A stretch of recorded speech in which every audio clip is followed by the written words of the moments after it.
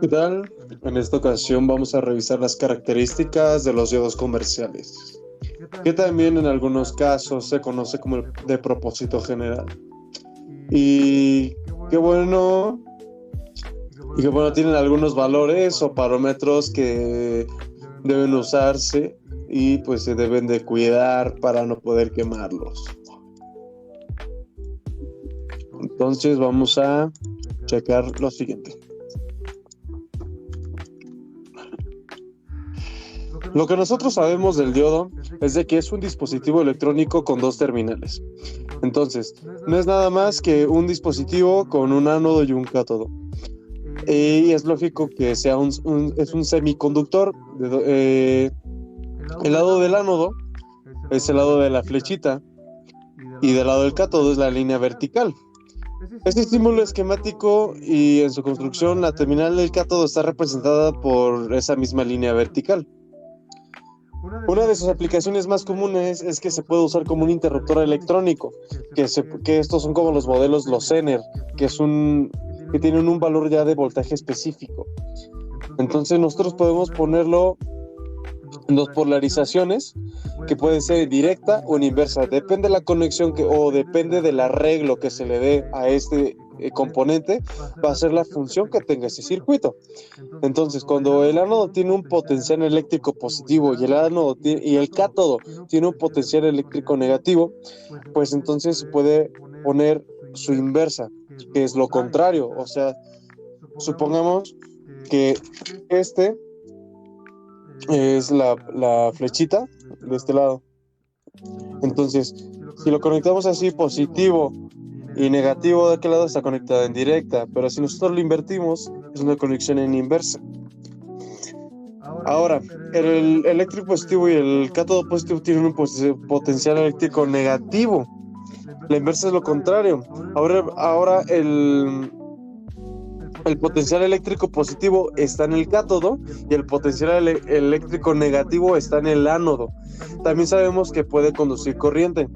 Aquí lo podemos decir como es un poco útil porque es lo que se va a emplear en el circuito. Cuando se tiene la polarización directa, eso se logra cuando se ha aplicado un voltaje de activación. ¿Qué es ese voltaje de activación? El voltaje de activación es que este dispositivo o esta componente tiene una característica muy particular, que mientras ese componente no reciba 0.7 volts, más o menos aproximadamente, no se va a activar. Si nosotros le inyectamos 0.5, 0.4, 0.6, no se activará, no va a dejar pasar el voltaje. Entonces, una vez que se supere eso, se inyecte 1 volt, 2 volts, 3, 4, 5 en adelante, va a dejar pasar el flujo de voltaje y el flujo de corriente. Entonces, ¿por qué es la que se va a emplear en el circuito cuando se tiene una polarización directa? Y eso se logra cuando se ha aplicado un voltaje de activación que les acabo de decir.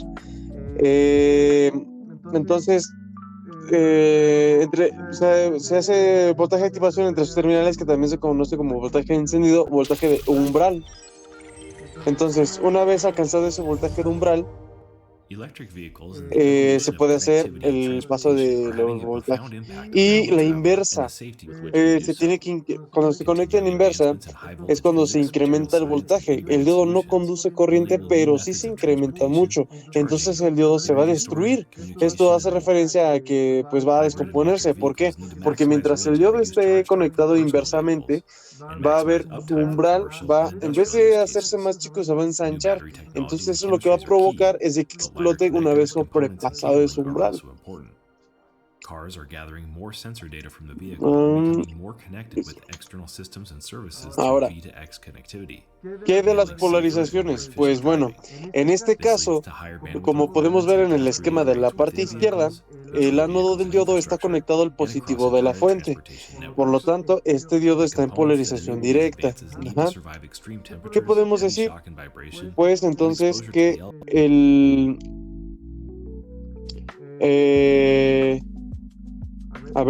circuito está conectado, el diodo está conectado en el ánodo.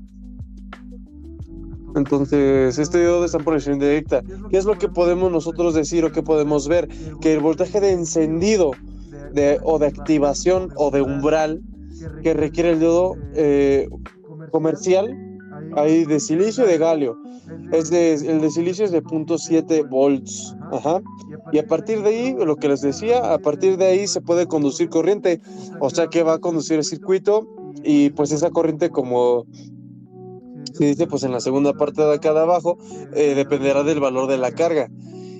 Pero pues, también nosotros tenemos ver y saber por qué es la que va a demandar la corriente. Entonces, la resistencia de carga es lo que va a demandar esa corriente.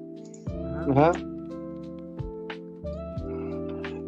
Ya que el diodo funciona solamente como pues un medio, es como decimos, un interruptor, hace como esa función, pero también el diodo tiene una limitación, que es su construcción.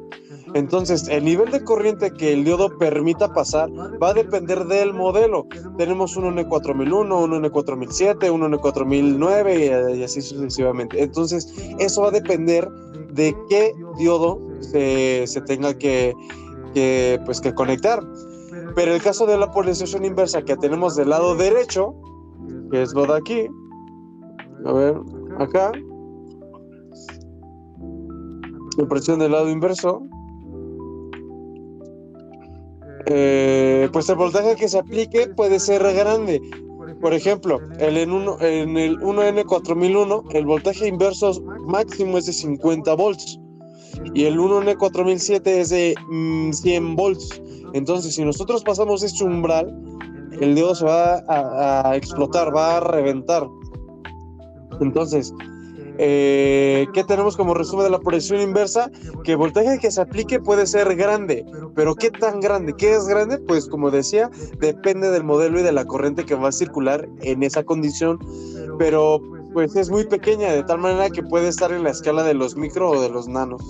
Finalmente, cuando se llega a un voltaje límite en esa polarización porque se está incrementando, pues acá hay una fuente fija, entonces eso no va a variar, pero pudiera ser una fuente variable que puede incrementar el voltaje. Entonces, si nosotros tenemos una fuente fija de 12 volts, se queda. Pero si nosotros tenemos una fuente variable de 2 hasta 24, 50, 100, pues entonces esa fuente variable pudiera incrementar el voltaje aplicando a estos elementos y bueno, pues ese voltaje que se ve reflejado entre las terminales de ruptura va a permitir que circule corriente a través de las terminales del diodo, aún están en inversa.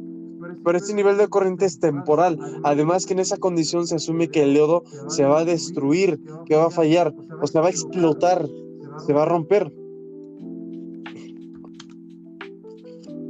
Aquí como podemos ver, ya hablando de los tipos de diodos o los tipos ahí está. Los tipos de diodos o sus modelos, aquí tenemos una hoja de especificaciones, un datasheet de pues el diodo del 14001 hasta el 4007. Ajá. Este fabricante es BJ, nos da las especificaciones de los diodos que son comerciales o de propósito general y que justifican los parámetros en los que trabaja. Como les comentaba, hasta arriba dice qué serie es, que son 4001 y 4007. Ajá. Entonces, eso es lo que estamos hablando en esta presentación y nos vamos a ir a las características básicas que están en la tabla. Vamos a tomar solamente algunas, por ejemplo, de acá en la parte superior de primer renglón que la corriente directa está en Futures. Dice General Purpose Plastic Rectifier. Rectifier. Como sea en inglés es hermoso. Entonces acá podemos ver que la corriente es 1 ampere. Esa es la corriente que tendría o que podría circular cuando el diodo está en polarización indirecta.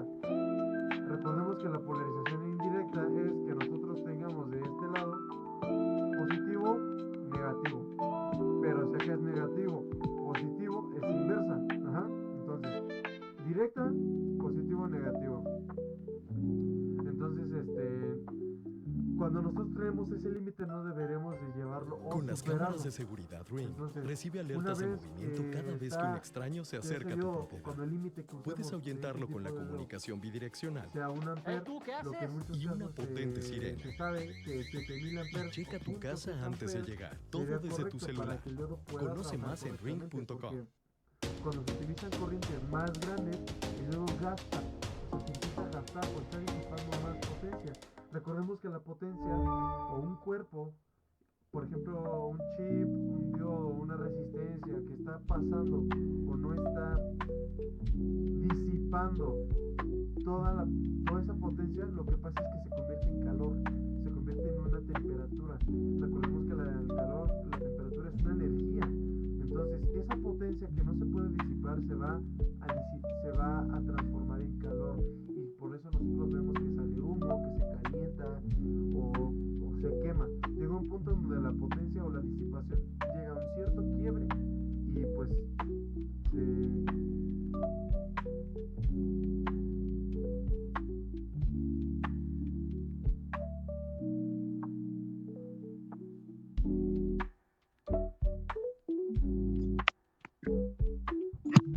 Ay, a ver, creo que se fue el audio. Bueno, espero que se haya escuchado. Ay, pues ya, a ver. Entonces, lo que les decía, esa disipación que tiene, o ese... Ay, creo que no hay audio. Es que no quiero pararlo. A ver. Bueno.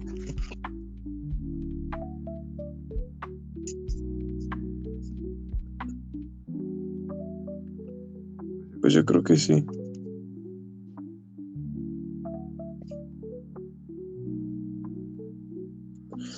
Bueno, espero que se haya escuchado, porque está fallando el micrófono. Pero bueno, lo que les decía, entonces cuando esos diodos del 1N4001 hasta el 1N4007 llegue a cierta potencia, entonces eso lo que va a hacer, por ejemplo, si soporta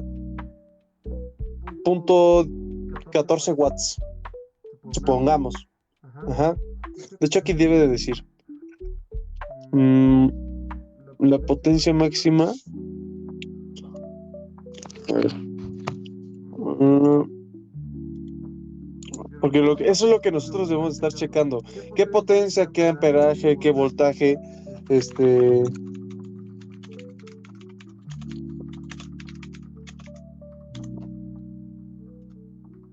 debe de soportar, obtiene esa, por ejemplo, el 14001 al 4007 tiene una potencia máxima, o soporta hasta una disipación de potencia de 30 watts. Supongamos que nosotros conectamos a una fuente que nos pueda entregar hasta 50 watts, entonces se va a quemar, se va a disipar, esos 20 watts se van a disipar en temperatura, en calor, y se va a quemar.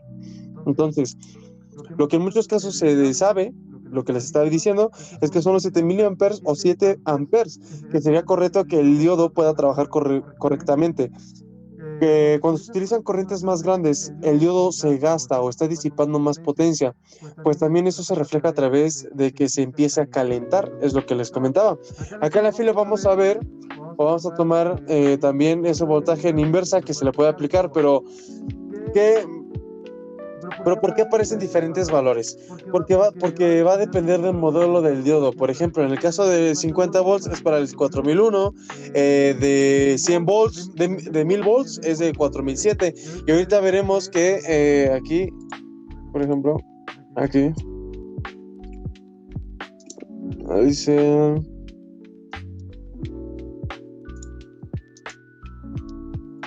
Aquí está. Aquí va a depender. Por ejemplo, nosotros tenemos que para 4001, aquí dice maximum ratings, maximum repetitive peak reverse voltage. Entonces, reverse voltage es la conexión en inversa. Nos va a decir que el 14001 nos entrega 50 volts, el 2 100, el 3 200, 4 400, 5 600, 6 800 y el 7 1000. El voltaje máximo en RMS de 4001 35 y 4007 son 700. Su voltaje máximo RMS es de 700 volts y su voltaje máximo en DC en 4001 es 50 y de 4007 es de 1000. Entonces podemos decir que tanto en inversa como en directa tienen la misma soporte de voltaje. Ajá. Entonces, rápidamente tomamos que vean que el voltaje de forward de este voltaje en directa que nos especifica que puede ser desde 1.1 volts, aunque bueno, pues en muchos casos ya en el experimento pues ya se pueden ver cosas distintas. Entonces, tomamos también que en la fila que dice IR, a ver, aquí, en la fila que dice IR, que está por aquí.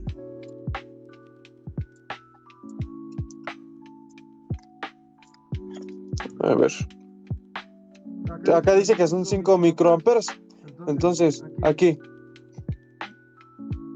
Esto es lo que dice, los valores van el voltaje RRM es el voltaje relacionado con pues, la frecuencia o con la amplitud. Entonces, aquí está. Son 5 microamperes. Acá también eso se nos menciona la temperatura, que es la unión que debe de ser la máxima, que son 150. Entonces puede disipar hasta 150 grados. Eso pues a nivel interno, obviamente. Y pues tenemos que para tomar en cuenta que esto se traslada eventualmente a la superficie. Si ahora vemos una ampliación un poco mayor de esos parámetros, vamos a tomar lo que hemos mencionado. Por ejemplo, tomamos ese valor que está en la cuarta fila, que dice que voltaje de bloqueo máximo,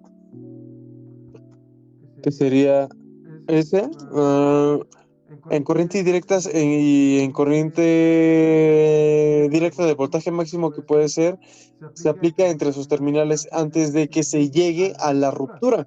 Y ahí sí viene, el símbolo es de VDC, voltaje en DC. Pero vean cómo para acá en diodo, acá tenemos en el 4001 hasta 4007. Este voltaje se va incrementando, o sea, quiere decir que si nosotros trabajamos, por ejemplo, en este caso que es un voltaje en inversa en DC de 200 volts, vamos a decir 250, lo correcto sería usar al menos el diodo 4004. Aquí para que sepan bien. Ajá. Si nosotros vamos a conectar en inversa, nosotros nos damos cuenta que en la tabla del 4003 tiene nada más hasta el 200 volts, pero si nosotros vamos a inyectar 250, lo correcto es utilizar el 14004 porque tiene 200 volts más de soporte. Ajá. Entonces ahora vemos en la siguiente fila que dice IF, que ya nos habíamos visto que era la corriente indirecta, que dice fabricante o se menciona que se puede reportar que se reporta que debe de ser de 1 amper. Ahora acá acabamos esta aclaración, dice máxima corriente rectificada en directa y que por supuesto, como también mencionamos, es promedio y bueno, especifica particularmente pues también la temperatura a la cual la corriente que se va a lograr, que pues es de 75 grados centígrados. Acá les voy a poner un video de un osciloscopio para que se pueda apreciar un poco sobre sus comportamientos. Entonces, a ver, no. Acá vamos a ver, nosotros vamos a ver cómo se pueden conectar o cómo se pueden comportar los diodos en polarización directa. Y si se pueden apreciar, aquí tenemos 2 diodos. Ajá.